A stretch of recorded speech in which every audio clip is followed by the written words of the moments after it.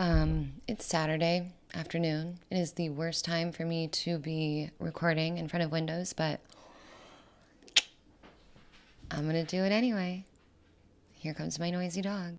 Hello, everyone. I cannot believe it is actually time for my final deep dive, at least of this season of the Telepathy Tapes. I put out my first video on the topic last December, and because of the kindness and encouragement, that is thunder. We're going to do it anyways. I hope you can't hear it. But my point is that because of the encouragement of you guys, I'm still here 7 months later about to finish this up. And I just want to thank you all for your openness and your kindness and your support that you've shown through all of it.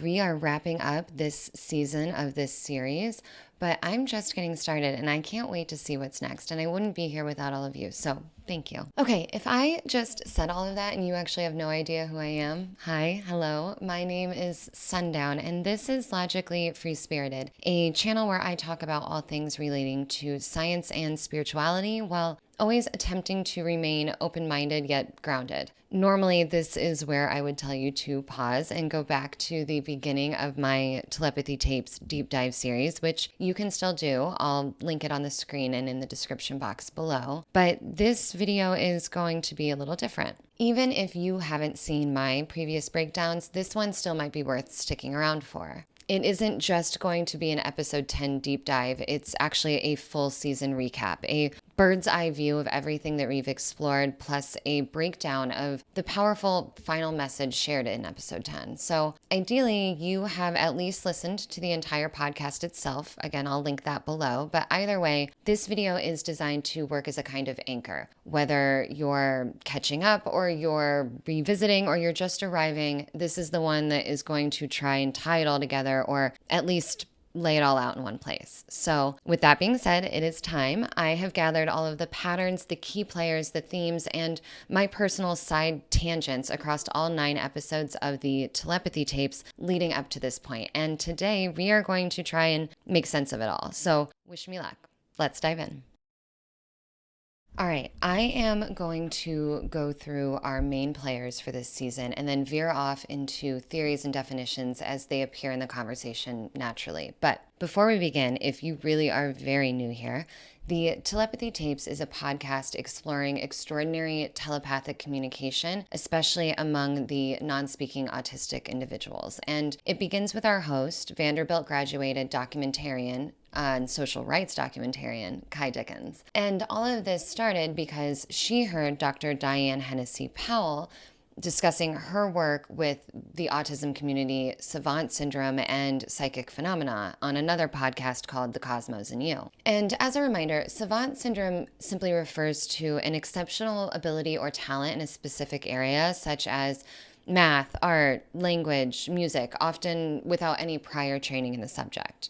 Now, Dr. Powell is one of 5 doctors that we hear directly from throughout this series. So let's go over them, because these doctors are who I believe lend a lot of credibility to this podcast, or not, depending on your personal opinions about their work. But here we go. The first is, again, John Hopkins-trained neuropsychiatrist, author, speaker, and researcher, Dr. Diane Hennessy Pal. She completed her undergrad degree at Ohio State University, studying neurochemistry, biophysics, and neurophysiology before getting her PhD at Johns Hopkins. She was also on the faculty at Harvard, and then she went on to the University of California, San Diego during the Human Genome Project. Which, in case you aren't familiar, the Human Genome Project was an international effort or scientific project that mapped and sequenced all of the genes in human DNA. And it ran from the early 90s to the early 2000s and is considered one of the largest breakthroughs in biology and medicine. Anyway, Dr. Powell also studied at the Institute of Psychiatry in London alongside Sir Michael Rutter, who was actually knighted for his work with autism. And one of the many things that she is known for is her belief or theory that consciousness may not just arise from the brain, acting as a byproduct of biology, but could actually be the foundation of reality itself, meaning that instead of the brain creating consciousness, consciousness might be what creates, or at least shapes, the brain, our body, everything that we perceive in our material world. And if that is true, honestly, that changes everything. I mean, it's worth noting that after the Telepathy Tapes aired, McGill University put out a critical article questioning Dr. Powell's background and her work. Dr. Powell, though, she asserts that she was temporarily stripped of her medical license after publishing her book, The ESP Enigma, and the article challenges that. And I go into more detail about that whole argument in my 4th episode breakdown, which again, I'll link below in case you want to revisit it. But let's move on. The next doctor we meet is licensed psychologist and board certified neurofeedback specialist, Dr. Jeff Tarant. He has his PhD in counseling psychology from the University of Missouri, Columbia, and is our resident QEEG, or quantified electroencephalogram specialist, basically a non-invasive scan that measures the electrical activity in the brain. In addition to that, he is also the founder and director of the Neuromeditation Institute and the chief science officer at Helium. And like Dr. Powell and many others we'll hear from, he is also an author. We will hear more about the results of the test that he did using the QEEG machine later on in the video. But up next is probably our most well-known and also most controversial PhD, Rupert Sheldrake. He is a Cambridge-educated biochemist turned biologist, researcher, and author. He is known for his theory of the mental field, the idea that our minds are not confined to our brain, but instead extend beyond it, creating these invisible fields that can influence the minds of others, even at a distance. He's also known for his theory of morphic resonance, which proposes a non-local field-based memory that exists within nature, where the more that something happens, the more likely it is to happen again, not just for individuals, but across populations and even species, which is not dissimilar to the Bannister effect that we discussed, which is the idea that once a person achieves something that was once thought to be previously thought to be impossible, suddenly it becomes more possible. It becomes easier for others to do the same because that mental barrier has been broken. So mental field theory is about the mind extending beyond the brain and potentially connecting with or affecting or impacting other minds. And morphic resonance is about patterns repeating in nature through a kind of collective memory. The Bannister effect is similar in spirit, but instead of patterns repeating automatically, it's about things becoming easier to repeat intentionally. So it's more psychological and cultural than morphic resonance. But all three suggest that once something happens, whether it's a behavior, a thought, or a breakthrough, it becomes easier for it to happen again. It kind of reminds me of neural pathways. Anyway, Sheldrake has done research into the feeling of being stared at, as well as telepathy in both humans and animals. The latter actually led to his book, Dogs That Know When Their Owners Are Coming Home and Other Unexplained Powers of Animals. Not long after this, though, it was released in 1999, and Sheldrake was contacted in 2000 by this woman called Amy regarding her African gray parrot named Nikisi. And Nikisi had a vocabulary of over 1,500 words and regularly seemed to read Amy's mind.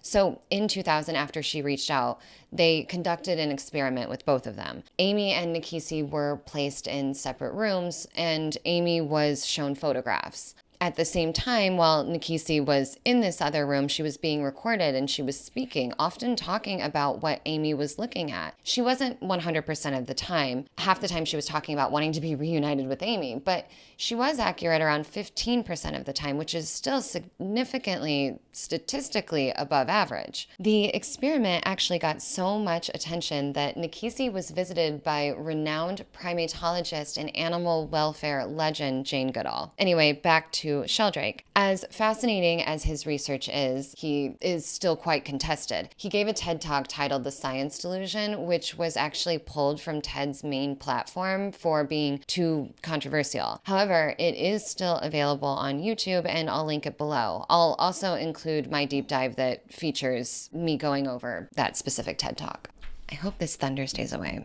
Okay, the fourth doctor that we meet is Dr. Dean Radin. He is an electrical engineer turned parapsychologist and author with a PhD in educational psychology from the University of Illinois. And he is currently the chief scientist at the Institute of Noetic Sciences, otherwise known as IONS. It was founded by the astronaut Edgar Mitchell after he returned from space and experienced a sort of cognitive shift, a sense of awe and unity, and the realization that life on Earth is deeply interconnected. That feeling or shift in awareness later became known as the overview effect, a term coined by the coolest job title ever, a space philosopher called Frank White. And the goal of the Institute is to study consciousness through both scientific research as well as anecdotal experience. Dr. Radin is also known for his work with the Ganzfeld experiment, a method for studying telepathy that uses sensory isolation or deprivation in more rigorous setups, sometimes even things like Faraday cages, to block out the opportunity for any outside interference and induce a type of hypnagogic state, which is that in-between phase between being fully awake and asleep, where your mind is supposedly more susceptible to picking up information that doesn't come from our typical five senses,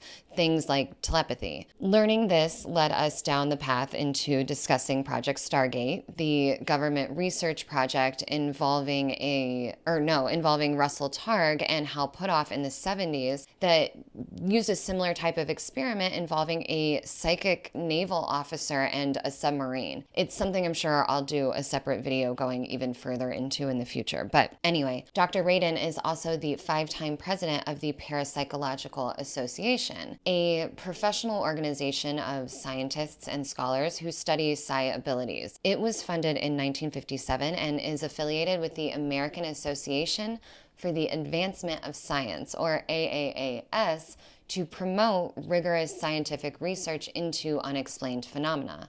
Okay, our fifth and final doctor is Dr. Marjorie Woollacott. She got her PhD in neuroscience from the University of Southern California and is currently the president of the Academy for the Advancement of Post-Materialist Sciences, or AAPS. And that is the organization that supports scientists studying and researching things like consciousness and ESP. It is what was birthed from that manifesto of post-materialist science, which was a statement signed by a group of scientists calling for a new scientific approach that includes non-local material or non-local aspects of reality. And as a reminder, materialism in this context refers to the scientific belief that everything in existence can be explained by physical matter alone, that consciousness, thought, and emotion all emerge from biological processes in the brain. A dogmatic approach to this is often referred to as scientism, and a post-materialist approach to it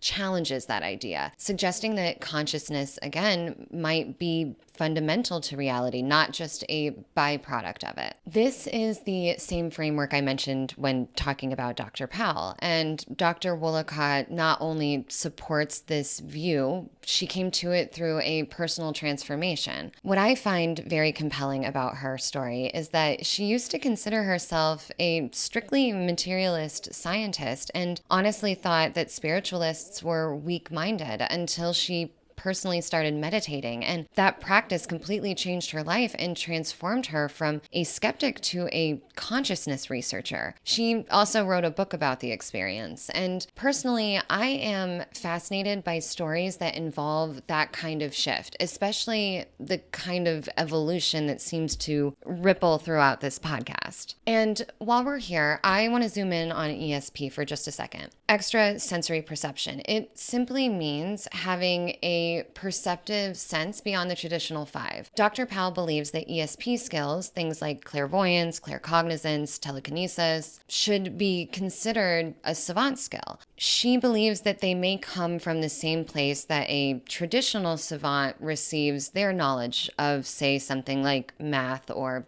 music without formal training. This is why she keeps returning to that idea of foundational consciousness, that maybe it's all there, this singular awareness, and it just gets filtered through each of us in different ways, depending on how porous our dissociative boundary is, that boundary that differentiates you from I. Dr. Powell also points out something very interesting, that materialist science readily accepts the existence of savants, even though it can't actually explain them. But it won't accept the concept of ESP for that very same reason. It can't explain it, which makes me wonder if the issue is less about the evidence and more about what people are simply willing to believe is possible, to consider could be possible. And that's where things like change blindness come in.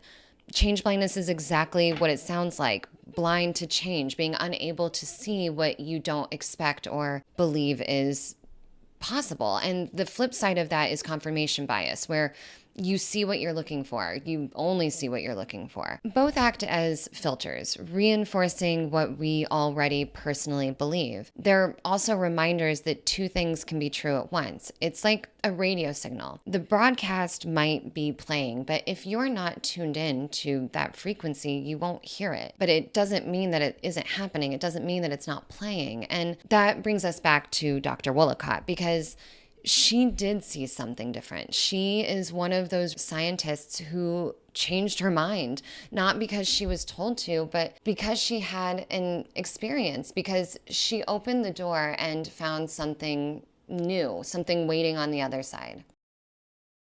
It's starting to rain, so there's that.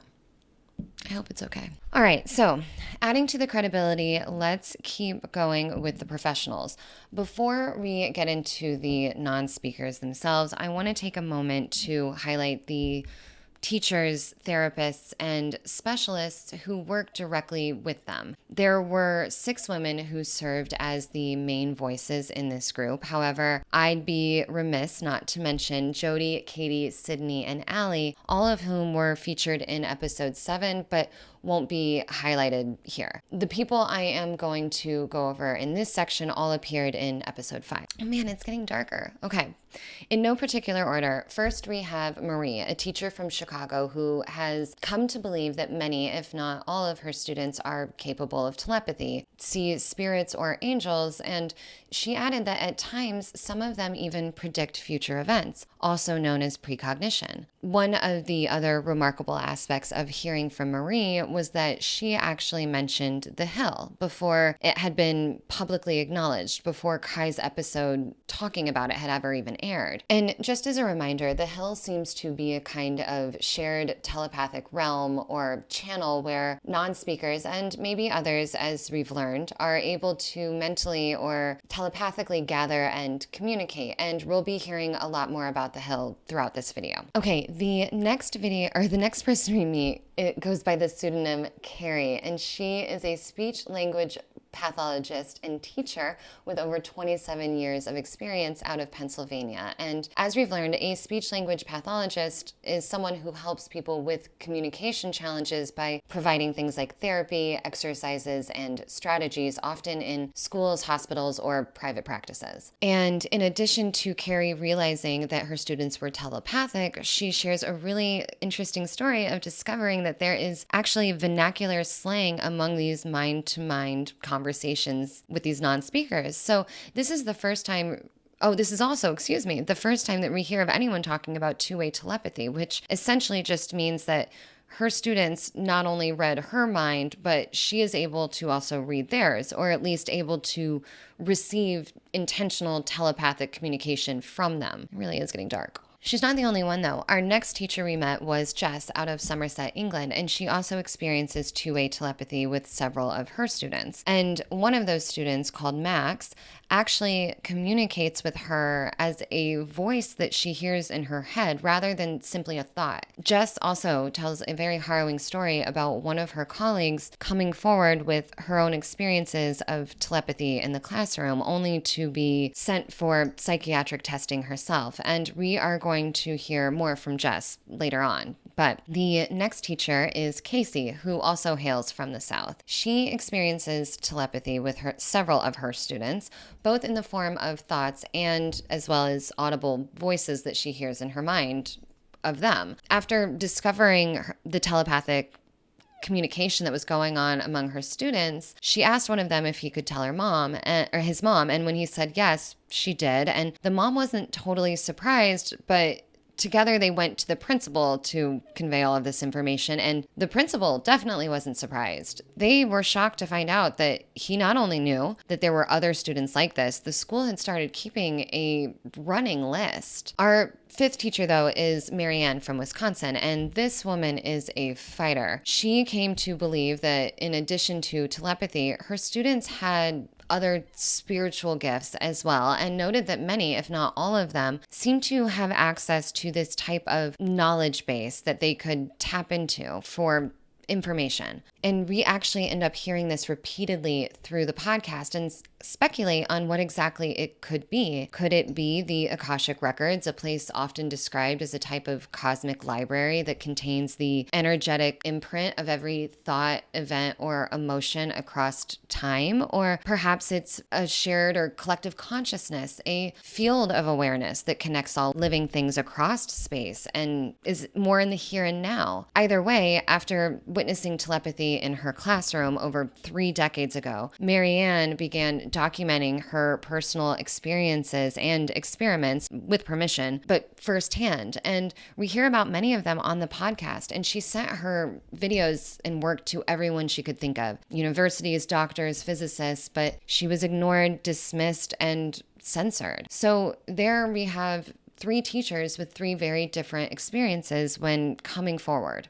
Okay, our final introduction for this section goes to speech-language pathologist and author Susie Miller. She shares an incredible story about working with a 4-year-old boy who told her that she was there to help him integrate his light body back into his physical body. A light body that she said she could actually see hovering above him as he moved around the room. He guided her in how to do this using tools like tuning forks and colored scarves. And I think that this is really interesting. With the tuning forks, they went through them one by one, and the boy identified 2 tones. One he called his soul tone, and one was his body tone. And when they were played together simultaneously, Susie said that you could literally see the boy regulate into his body more fully. And as for the colored scarves, the boy had requested that she bring them in and place them over him during schoolwork. He explained to her that he could take all of the information that they were working on, pictures, words, concepts, and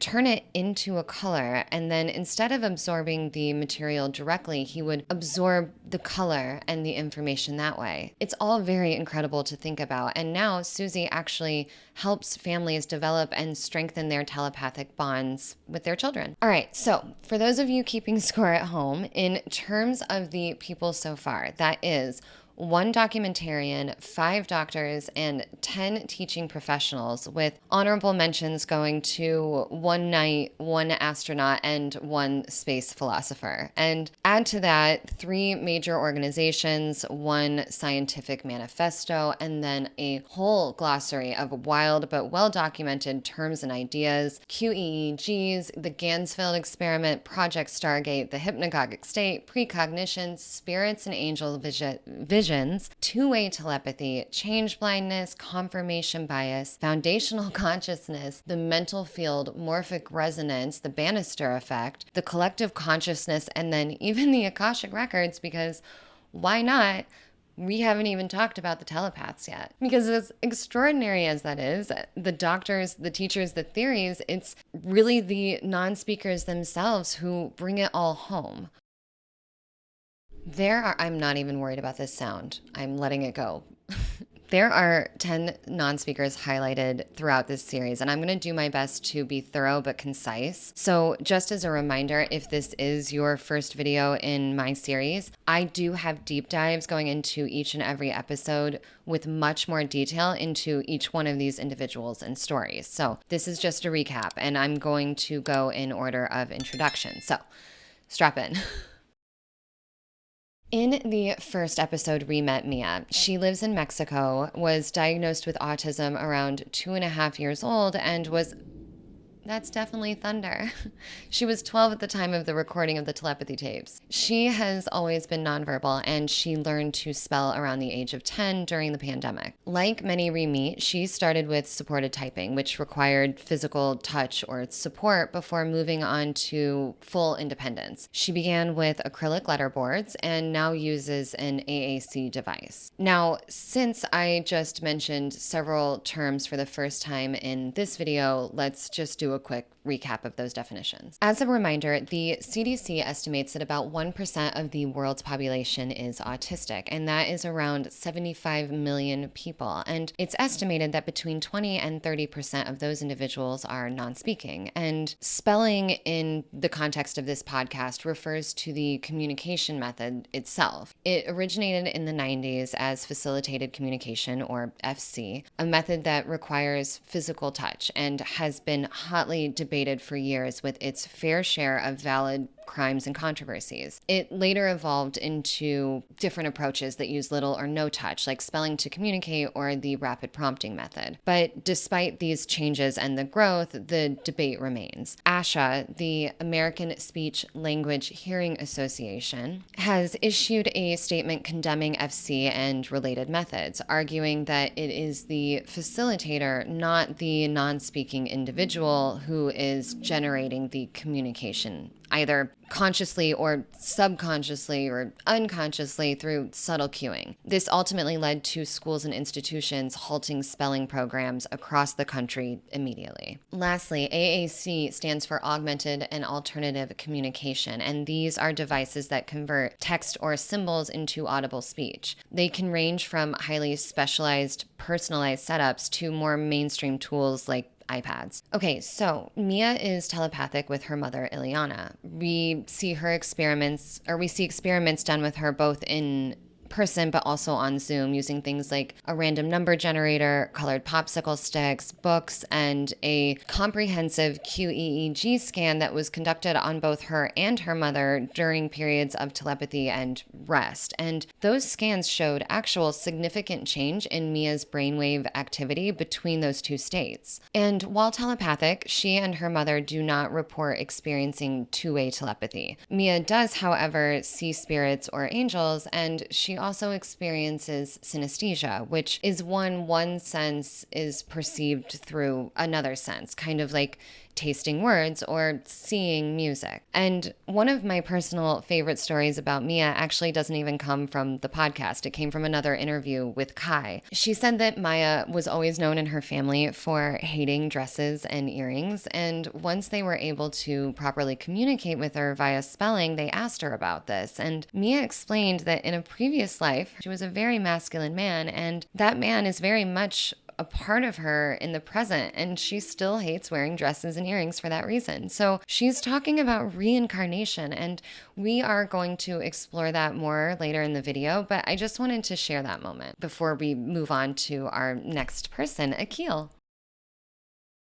The second non-speaker we meet is Akquil. He lives in New Jersey with his mother, Manisha, and he was diagnosed with autism as a toddler and also experiences apraxia, a disconnect between the brain and body that affects motor planning and movement. Apraxia and autism are two distinct conditions that can co-occur, and in Akquil's case, they do. And this actually seems like a good moment to point out that verbal speech uses fine motor skills, while pointing to letters or typing relies on gross motor skills. Someone navigating both autism and apraxia is essentially facing double motor planning challenges. And unfortunately, society tends to measure intelligence by someone's ability to utilize at least one of those motor pathways to prove that they are in there and what they know. And this is exactly where Akquil's story takes a powerful turn, because Manisha was the first person in this series to bring up the idea of presumed competence, or the belief that regardless of how someone presents themselves externally, they are capable of understanding, thinking, and communicating. After years of being told by experts that he just wasn't in there, Manisha decided to trust her instincts and her son and presume his intelligence instead. And once she did, everything changed. It was as if her belief somehow unlocked his ability to prove that she was right. And like Mia, Akquil began spelling around the age of 11 using acrylic letterboards with physical support, and then moved on to typing fully independently with an AAC device. He also reported seeing angels or spirits, although Manisha says that has dissipated as he's gotten older. He is now college age and is very interested in studying plant medicine. Manisha is both Akquil's spelling partner and his telepathy partner, and he doesn't report reading the minds of others, and they don't report experiencing two-way telepathy with each other. And honestly, Akquil seems a little bit annoyed by that. He says that things would be a lot easier if everyone could simply communicate this way.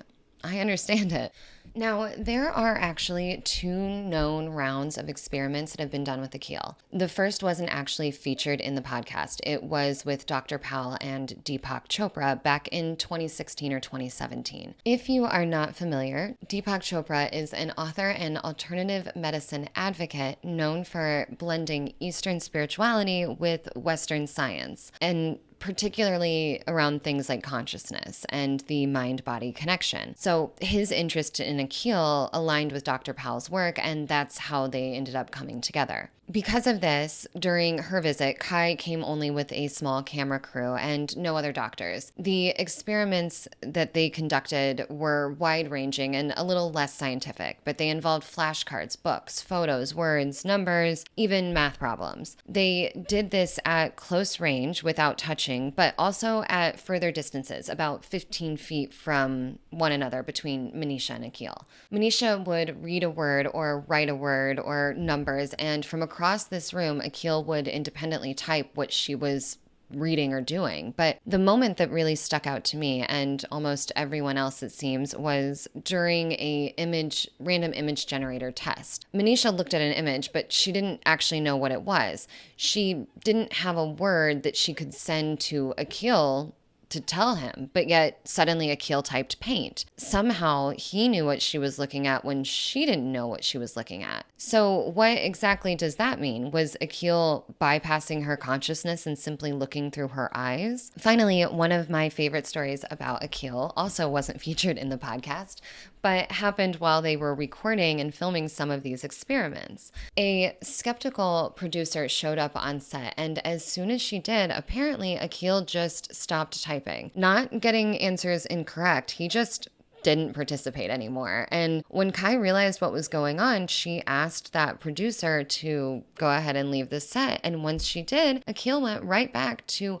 automatically and telepathically communicating, which is absolutely fascinating, because we know that when it comes to materialism, seeing is believing. But it seems as though when it comes to telepathy, believing is the only pathway that leads to actually seeing it for yourself.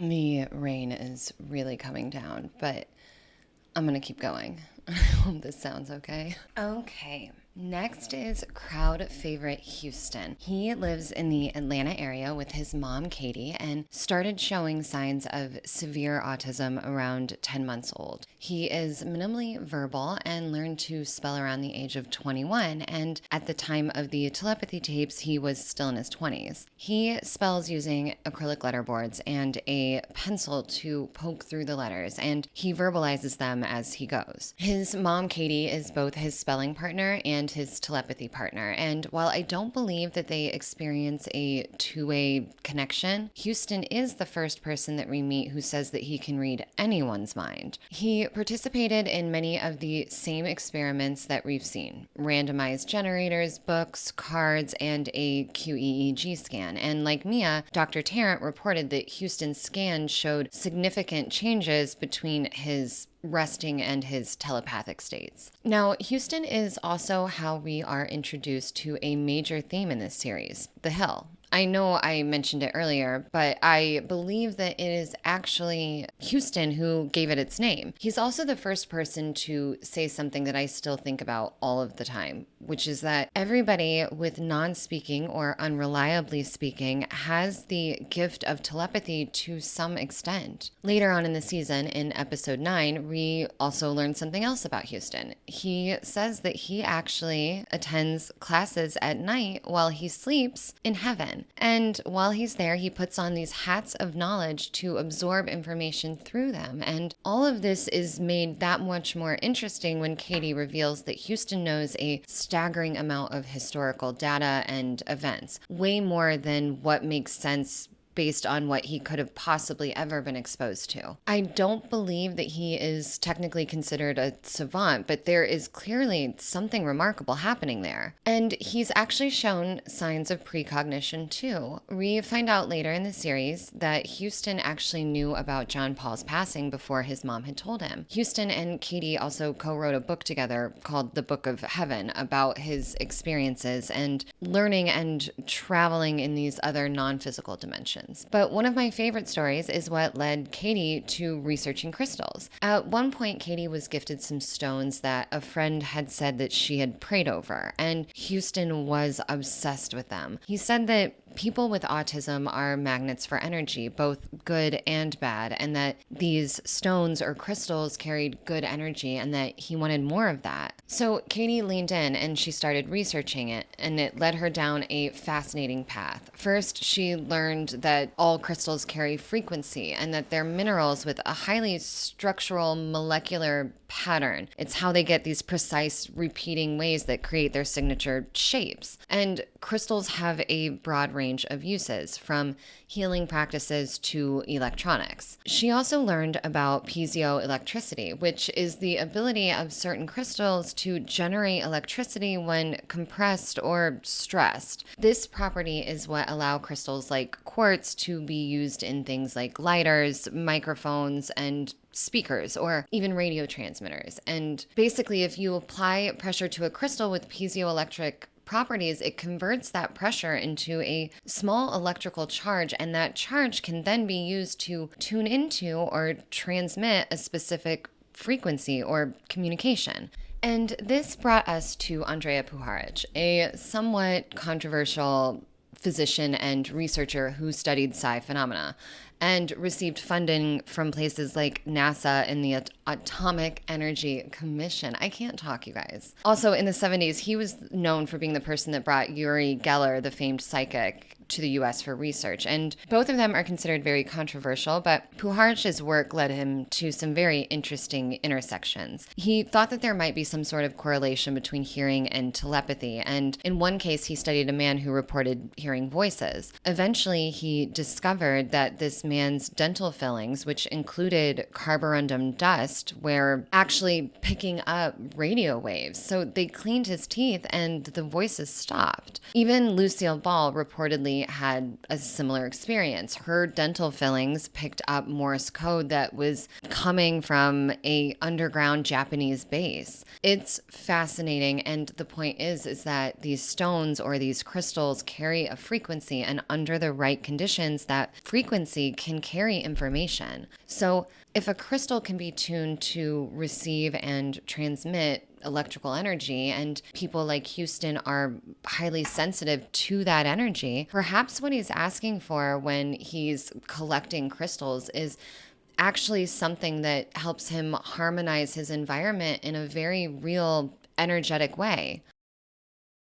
In episode 4, we meet John Paul, his mom Libby, and his girlfriend Lily, who, like Houston and his mom, all live in the Atlanta area. I don't believe we are told when John Paul was diagnosed with autism or when exactly he learned to spell, but at the time of the recording of the podcast, he was 16. He was nonverbal, but not necessarily quiet. He seemed to have a huge personality to match his frame. He stood around 6 foot 8 inches tall and weighed around 300 pounds. Like Houston, he spelled using acrylic letter boards and a pencil, and his spelling partner was his mom. One of the most fascinating things that we learn is that John Paul would regularly ask Libby to quiet her mind when they spelled. And I loved this because it felt like something to finally help explain why someone needs to be trained to be a spelling partner. I mean, John Paul had motor planning challenges. We know this. It already takes so much effort and coordination for him to physically point to letters. Now, add that he's also telepathic, he might be picking up on any mental noise in Libby's mind while trying to focus. If she's thinking about what he might say, if she's distracted, internally narrating, wondering about lunch, if any of that could be crossing into his awareness, it makes complete sense that it would require some sort of training. I mean, I know it's different for everyone, but personally, it takes a great deal of effort for me to quiet my inner narrator for a long period of time. So I just find it really interesting. And then the QEEG scans that they did are really fascinating and back this up. John Paul did the same experiments as Houston and Mia, and Dr. Tarrant measured his brain activity while doing those experiments and while he was resting. But unlike Mia and Houston, John Paul's brainwave activity didn't shift between states. There was no difference, according to Dr. Tarrant, from when he was doing telepathy and not, which led him, or Dr. Tarrant, to wonder if John Paul was just constantly in a telepathic state, which would just underscore the reason why Libby needs to learn to quiet her mind. I cannot imagine taking on that much noise all of the time. It's also wild during filming, John Paul would sometimes take breaks and retreat to his room where he would lie down with a bunch of pillows stacked on top of his head. And Libby explained that it helped him drown out the noise when he wanted to visit the hill. She said that he would actually go there daily, but while Ky and the doctors were there visiting, this seemed to happen a lot more than often, and he was spending more time there than normal. And when they asked him what was going on, he said that there were over 1,000 people gathered on the hill, all excitedly talking about the telepathy tapes. And that just makes me so happy to think that they are so happy about this. But like everyone else we've met so far, John Paul reported seeing angels, but he added that they were around 10 feet tall and very loud. And we will hear a little bit more about these angels soon. Because unfortunately, as we know, the news that John Paul passed away arrives during episode 9, and his story touches many hearts and leads to important reflections, which we will return to after we meet all of the other telepaths. So for now, we are going to meet John Paul's girlfriend, Lily. We don't know a lot about Lily's background. I'm not sure exactly how old she is, how old she was when she was diagnosed with autism, or really when she learned to spell. But at the time of the recording, her dad, Scott, said that all of this was still pretty new for them. She uses an AAC device, and she chose a digital voice, so we actually get to hear directly from her throughout the series, which is really wonderful. It's also pretty great that she refers to the rest of us as voice users or muggles. As Scott explained it, first Lily learned to spell, and suddenly they realized that their daughter was in there in a way that society had repeatedly been telling them just wasn't possible. And then they found out that she was actually multilingual, a savant skill. And then came the telepathy. There are no experiments done with Lily, and because of their bond, most of what we hear focuses on the connection between her and John Paul. Lily said that they met during a school visit. She was checking it out as a possibility possible transfer, and that they had been telepathic since the very moment that they met. It's explained that they spent time together in person, but also on the hill. Both of their parents shared moments that made it very clear that the two of them were communicating. Like when they would go to ask their parents if they could hang out at the exact same time, as if they just texted each other the plan. And Libby explained that during their actual dates, half the time they weren't even in the same room. But afterwards, they would both type or spell about what a great time they had. Like they were together telepathically the whole time. And it makes me wonder if their bond was stronger when they were physically closer together. Either way, Scott said they still used letterboards and that it felt like it was for everyone else's benefit. It gave their families a window into their little world, which is honestly such a generous, considerate, and mature thing to do. The next non-speaker we meet is Amelia from episode 7. At the time of recording, she was around 10 years old and living near Milwaukee with her parents Mike and Maura. She wants to become a genetics doctor in the future, and she hopes to attend either Harvard or the University of Wisconsin-Madison in the future. And Amelia has a condition called DDX3X syndrome, a rare genetic disorder that mostly affects girls and can lead to things like developmental delays, intellectual disability, low muscle tone, and sometimes traits that overlap with autism or ADHD. It's caused by a mutation on the X chromosome, and while it can look similar to autism in some ways, it is a distinct and different diagnosis with its own genetic cause. All of that being said, Mike and Maura explained that while Amelia physically does have some challenges, mentally there is no disability. I believe that Amelia is a verified savant. She speaks English, Portuguese, Spanish, Hebrew, and can even read hieroglyphics. She can also read sheet music and has perfect pitch.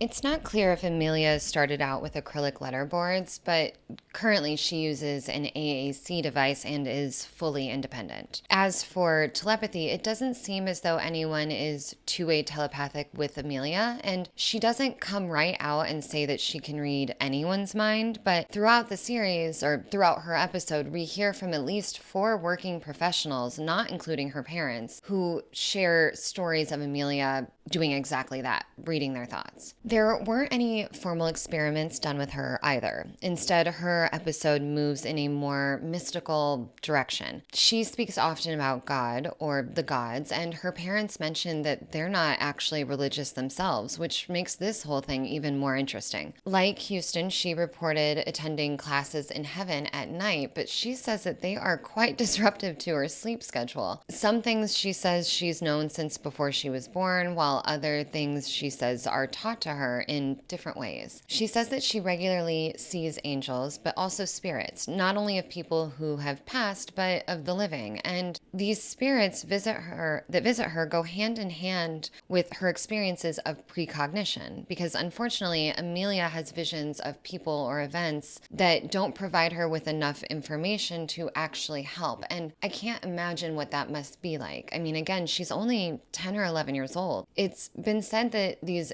occurrences have increased since the podcast aired, but I hope that Amelia is able to find peace and balance as she continues to navigate all of this. Our next person is Asher, and he is truly remarkable. He's first mentioned in episode 5 when we meet Jess, the teacher from Somerset, England, but he really comes more into focus as the season progresses. Jess has worked with Asher since he was a child, and even though she's retired now, she still sees him regularly. We don't know a lot about his background, but something unique that we do learn is that Asher was originally verbal, but at some point in his 20s, he became fully nonverbal. According to him, the energy required to produce classic speech just isn't worth it. He calls it a waste. Instead, he and Jess communicate via two-way telepathy, and they also occasionally spell. What is especially cool is that Jess believes that her students helped train her subconsciously to be receptive to their telepathic communication. And that's incredible. Asher also reports experiencing visions and precognition, but the thing that stands out most to me about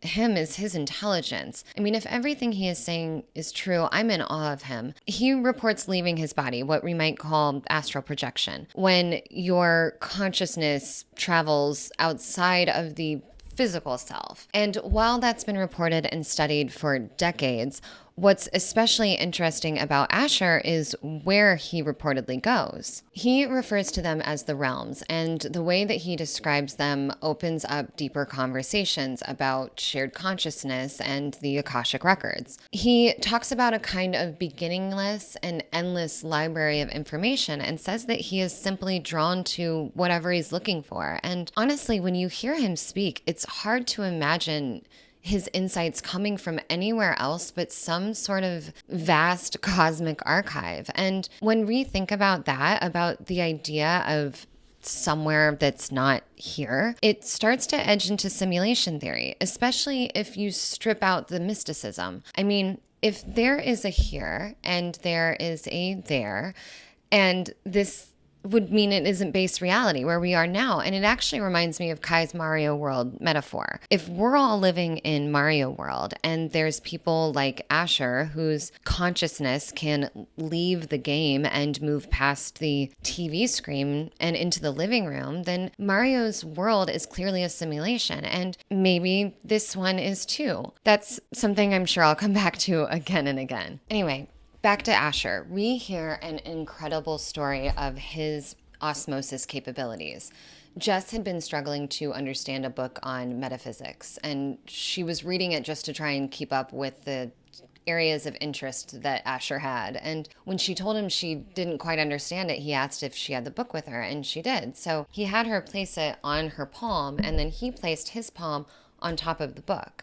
And within moments, he had apparently absorbed and synthesized the material and then explained the premise to Jess in a way that she could actually understand. I mean, I've heard about osmosis. It's a word for a reason, but this is the first time we really hear about anything like this in this podcast. I don't know, it's really incredible. Finally, I want to highlight what he had to say about consciousness and reincarnation. Two topics that absolutely fascinate me. On consciousness, Asher says it precedes and proceeds beyond the earth experience, and that the body is just a temporary part of consciousness. And on reincarnation, he says that we are actually experiencing all of our incarnations at once because time isn't linear. I went down a little bit more of a rabbit hole of questions and thoughts around that when we covered that in his deep dive, but honestly, I really still can't stop thinking about it.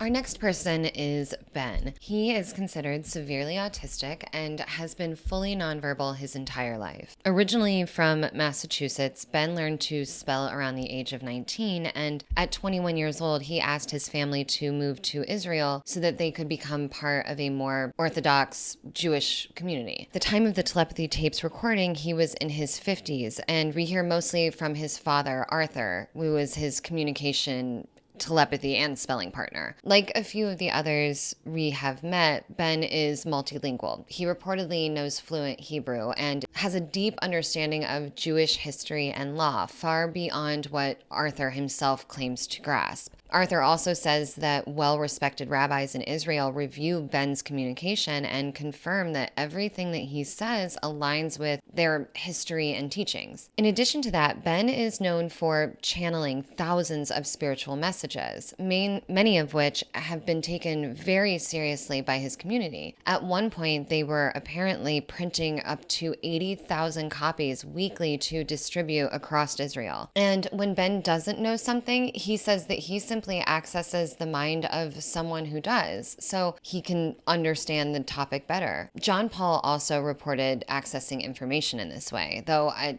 didn't mention it earlier.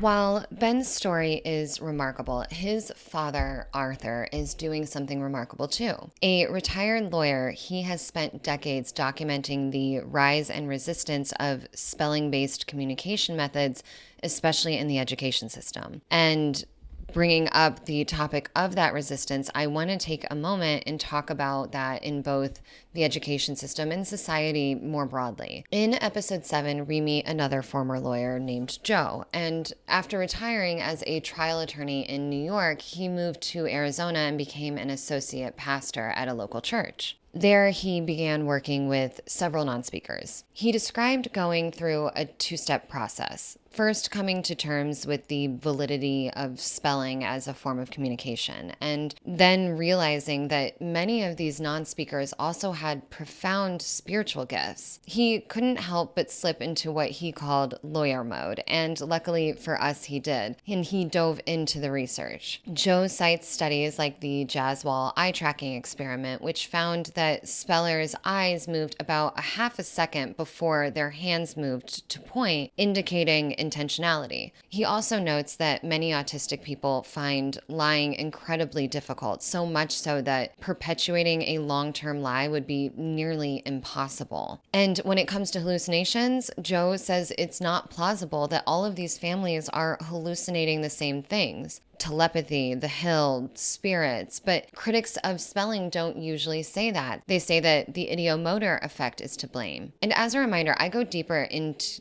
these individual deep dives, but the ideomotor effect came to light through the story of Clever Hans, the horse thought to be telepathic or at least good with numbers. People would ask him questions like, "How old is my son?" And Hans would tap out the correct number with his hoof. It turns out Hans wasn't actually doing math or telepathy, though. He was watching for micro movements like posture shifts or breathing changes to know when to stop tapping. He wasn't answering, he was scanning the options. Critics believe something similar is happening with spellers, that facilitators may be unconsciously cueing them towards the correct letters. And at first blush, I could kind of see it, but thankfully an engineer called Becca weighs in, though not in the Telepathy Tapes podcast itself, but in their subsequent companion series called The Talk Tracks. Becca reviewed over 100 studies on facilitated communication and telepathy. She set out with the intention of disproving all of this, but she couldn't. She especially couldn't get past the ideomotor argument because there's an ambulance. They're not going to stop. Anyways, in order for ideomotor to work, there has to be scanning, like Hans tapping towards the right number while watching for feedback. But that is just not what's happening with these spellers. It's not what they're doing. They aren't hovering over each letter on the letterboard in sequence, waiting to see their partner's pupils dilate. So scanning seems out. So if scanning is out, then the remaining explanation would have to be that these kids have memorized and can detect dozens of unconscious signals from their partners. It just doesn't add up. It doesn't make sense. And even if it did, wouldn't that alone be proof of extraordinary perception and cognitive function? If someone can detect subtle unconscious movements that their partner doesn't even realize that they're making, how can we keep saying that these kids aren't in there? Anyway, back to Joe. Not Arthur, but Ben's dad, the other retired lawyer, who dove into the research. One moment I loved in particular was when he was talking to Ky about the hill. Like Maria, the teacher from earlier, he clearly didn't realize that she already knew about it. It was really sweet and sincere. And he also shares something that we haven't yet heard on the series, and that is that one of the communication partners who works with these non-speaking students is the first non-autistic speaking person we know of that visits the hill. All of that helps to paint the world around Ben and all of these non-speakers, what they're up against, and how far people like their families have gone to defend what they know to be true. We may not fully understand how Ben or any of the others communicate or where they get their knowledge, but clearly the impact of his voice, spelled or otherwise, has reached far beyond his own community. Next is Kyle. He lives in Cornwall, England with his mom, Caroline, and unlike everyone else that we have met so far, Kyle does not spell and never has. I'm not sure of his exact diagnosis or background, but at the time of the recording, he was 38 years old, and his primary modes of communication are telepathy, two-way with his mother, lucid dreams with many people, and song. So let's start with the dreaming because that's actually where everything began for him. When Kyle was just 8 years old, Caroline had a dream that changed everything. In it, she was standing in her kitchen with Kyle, and he had picked up a deck of cards and pulled out the ace of spades and folded it up and tore a hole in the center. He held it up to his eye and he said, "Wake up." And in that moment, Caroline did. She became lucid, aware that she was dreaming. And in that lucid dream, for the first time, she heard her son speak. Kyle explained that he didn't have a voice in the 3D waking world, but in dreams, if someone becomes lucid, meaning they realize that they're dreaming and can exert free will, he's able to use his voice, and then the dreamer can remember the conversation the next morning. Caroline began having more of these experiences, and she's not the only one. Kyle actually communicates with others in dreams as well. He is also telepathic in waking life and practices two-way communication with his mom. But again, it all started in the dream world. And Kyle isn't exactly nonverbal. At 24 years old, he started music therapy for the very first time. His teacher brought in a keyboard, and suddenly Kyle sat down and immediately began to play and sing without any formal training. I mean, I think that qualifies him as a savant. Caroline says that he can play nearly any instrument by ear and has perfect pitch. In the waking world, one of the ways that Kyle communicates is by selecting a song from his mental library of thousands that matches what he's feeling or trying to say. It's completely different from echolalia, I think that's how you say it, which, because it's expressive, it's intentional, it's specific. But Kyle doesn't just want to play other people's songs. He wants to create his own music, and he does. With the help of his mom and a team of music professionals, Kyle has released 2 full-length albums and has a third on the way, about his experience in being autistic in a neurotypical world. The music itself comes through in a fascinating way. Kyle sends melodies, lyrics, and compositions to Caroline, sometimes telepathically in waking life, but often through lucid dreams at night. Then they work together and they bring the pieces to life. If Caroline misinterprets a note or a lyric, Kyle refuses to play, but when she gets it right, he plays without hesitation. It's really special. Caroline eventually hosted an online discussion to see if anyone else was experiencing something similar, and dozens of people came forward. Teachers, caregivers, and other parents reporting not only having these incredible connections with the people in their lives or in their care, but many of whom had been to the Hill as neurotypicals. So just another story showing how with the right heart and the right intentions, people can be let into this incredible community of theirs.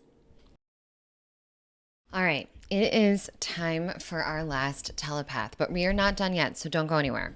Next, we meet Josiah. He lives in Minnesota with his mom, Tawny, and began typing at the age of 7 and was 19 at the time of the Telepathy Tapes. And his story is really cool. Like Ben, Josiah channels spiritual messages. Like many of the others, he sees spirits and angels and attends classes in heaven. But what is especially fascinating is that Josiah regularly knows things that just don't make a lot of sense. Details about people he's never met or places he's never been, and he'll often ask his mom to deliver these messages on his behalf. And I'm so glad she does, because what happens next is very cool. Like we've heard a few times now, Tawny decided to write a book about their experiences. And I know I keep saying that, so many of these families and doctors end up writing books, but when you look at the kinds of stuff they're experiencing, I mean, what else could they do? Anyway, Tawny hired a woman called Cheryl to help with the writing. And one day in a casual conversation, Cheryl mentioned this other author called Max Davis. They weren't close friends or anything like that, but his name came up while talking about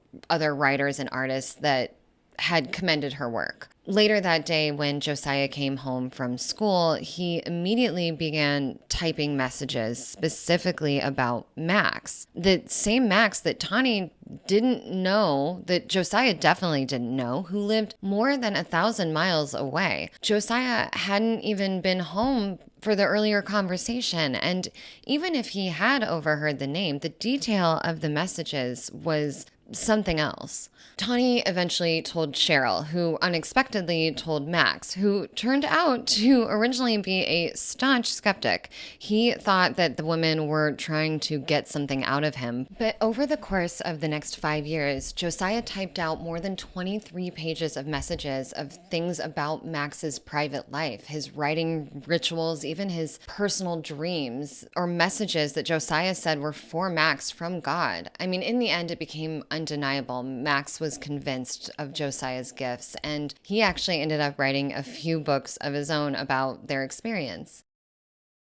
Now that we've revisited all of the non-speakers, it's time to return to John Paul for a moment. Because, as I mentioned earlier, the news of his passing comes in episode 9, and it hits pretty hard. We've gotten to know him, to understand how he moved through the world, to witness the relationships he's built with Libby, with Lily, with Houston, and with the Hill. But what happened after his passing is what still has my head spinning.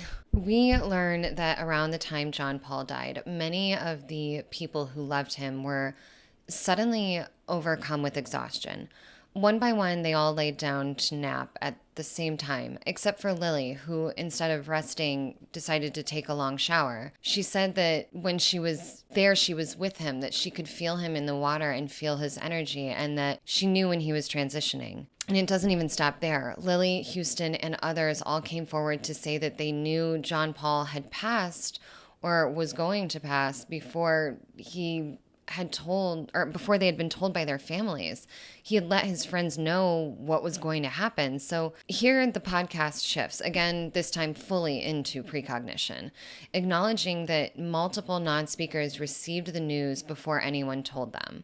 And just briefly, to connect this back to Josiah, while I don't believe that he knew John Paul personally, he also experiences precognition and visions. And he explains that, at least for him, it comes in 3 forms: open, closed, and dreams. Open visions are like watching a full reel play out while conscious. Closed visions are similar, but they're symbolic, meaning that they have to be deciphered. And in dreams, especially while attending class in heaven, he says that sometimes he's told things and sometimes he's shown things. That's also how Houston describes his own precognition experiences. I'm still wrapping my head around precognition, especially in the context of time not being linear, and I'm not ready to fully unpack that yet, but I do want to pause on something else that happens after John Paul's death: the introduction of Jay Watson and Becky. Jay and John Paul's mom, Libby, have been friends for years, and when John Paul passed, Jay rushed to be there with her friend. As part of her work, Jay hosts a PBS syndicated show called Your Fantastic Mind, and at the time of all of this, she was in the middle of producing an episode that had to do with wounded warriors. While visiting with Libby, she got a scheduling text from one of her interview subjects and replied saying that she was with a friend whose son had just passed and that she would call her back in a few days. But Becky texted back right away: "Does this boy happen to be very large, a little different, and nonverbal? Because I think I've been seeing him all week." Becky was a former member of the Air Force and had suffered multiple traumatic brain injuries while serving. In 2016 or 17, she underwent surgery to remove shrapnel from her brain, and during that operation, she died on the table for a few minutes before being resuscitated, also known as a near-death experience, or NDE. And according to Becky, when she came back, the door to heaven didn't close behind her. Since then, she says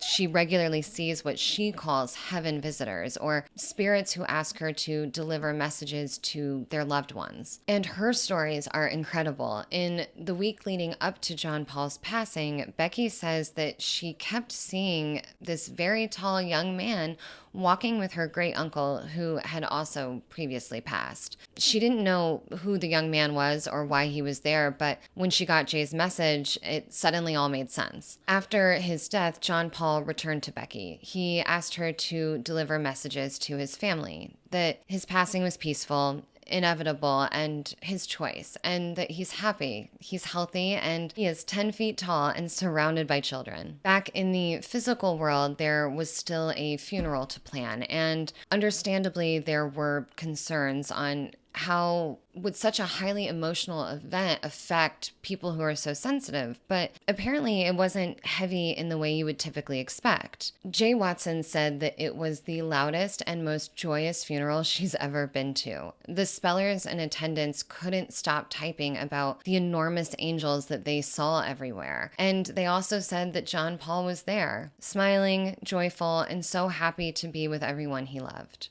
Then about 6 months later, Libby went hiking with some friends and non-speakers. One young man named Noah kept coming up to her on the hike and hugging her and smelling her hair, totally out of character for him. Noah usually avoids touch and prefers to keep to his own space, but when he got home, he typed to his mother that John Paul had come to him and asked him on the hike if he could borrow his body for a moment just to hug his mom and smell her hair.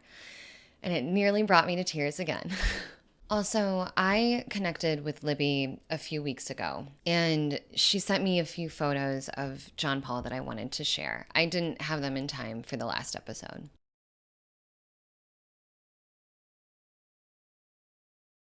Okay, so that is everybody and nearly everything. In this video, I didn't even get to touch on the gateway tapes like I did in the deep dives, nor the Lawrence Anthony and the elephant story, which honestly is probably one of my favorite stories in the whole series. And I also couldn't find room to bring up mental telegraphy, which was Mark Twain's term for that eerie mind-to-mind knowing when you think of someone and they text you suddenly, or you say exactly the same thing at the same time, or in his case, write the same letter about the same book and mail it on the same day to the same person. But truly, the goal of this episode was to widen the lens and zoom out a bit to get a better feel for the collective thread that runs through all of these stories and experiences. The specifics of each one are fascinating, but when you take it all together, it becomes something more, something that continually points back to consciousness, connection, and what we're capable of, and maybe what we've forgotten.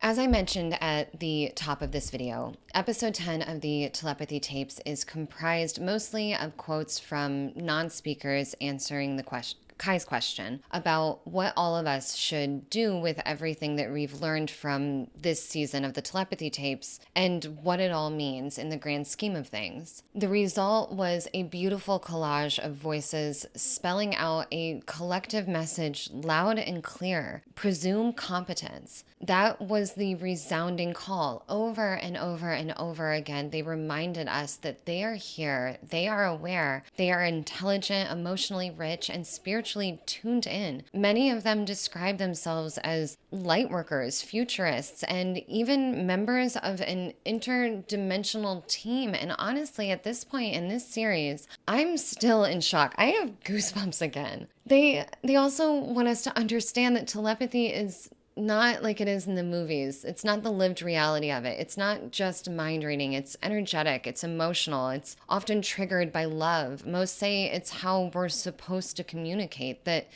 the ability is innate, but society has trained it out of us, which, if you've made it this far in the series, might not sound so far-fetched anymore. There is also a strong critique running through this episode, a rejection of systems that have dismissed, pathologized, or silenced non-speakers. They're calling for real change, inclusive classrooms, communication access, sensory-aware environments, and spiritual and emotional intelligence woven into healthcare and education, not as extras, but as essentials. And running underneath all of this is a sense of deep interconnectedness, These speakers don't see themselves as broken humans trying to fit into a better mold.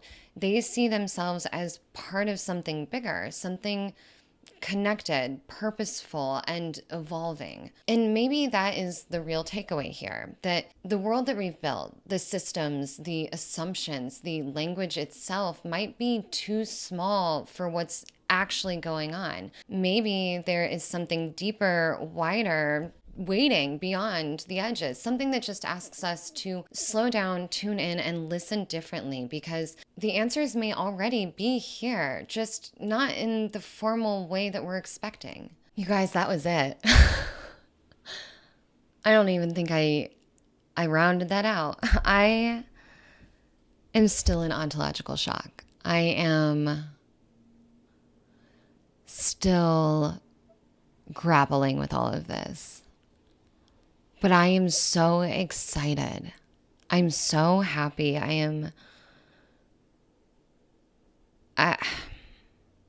The future is scary, right? It feels really good to lean into some good news. I'm heartbroken for all of the non-speakers that went for years, that are still going for years, that will continue to go for years without a voice and without just people being decent to them. And the idea that this podcast and that creators like myself doing things to amplify it could at all help rectify those wrongs, that's what gets me. That's what makes me so emotional.